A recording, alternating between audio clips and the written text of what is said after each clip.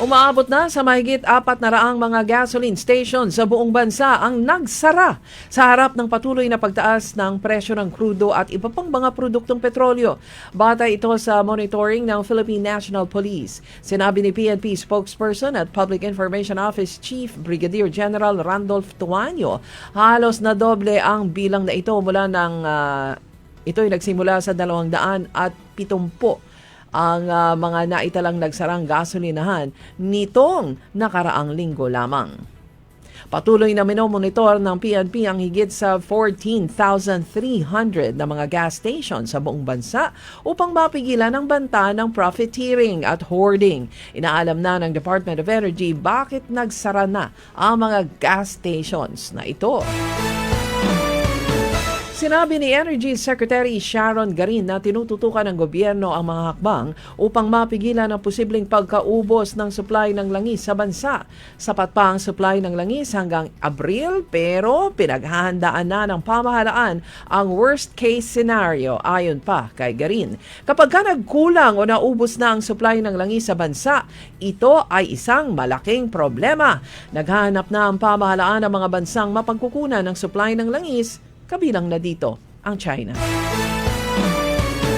Inaaprobahan na ni Senate President Vicente Tito Soto III ang panukalang batas na magsususpende sa fuel excise tax.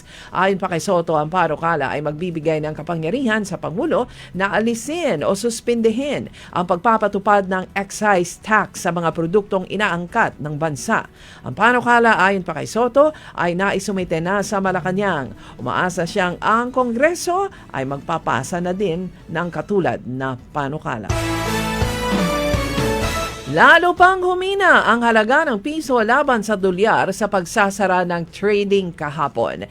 Naitala ang foreign exchange rate na nasa 60 pesos and 30 centavos kada isang US dollar. Ito na ang pinakamababang halaga ng tinatawag na all-time low ng piso laban sa dolyar sa kasaysayan ng bansa. Ipinag-utos ng DepEd sa lahat ng mga pampublikong paaralan sa bansa na magsagawa ng simple at murang graduation at moving up ceremonies bilang tugon sa tumataas na gastusin sa transportasyon at presyo ng binihin. Sa ilalim ng kautusan ng DepEd, ipinagbabawal ang anumang koleksyon at bayarin sa end of school year rights.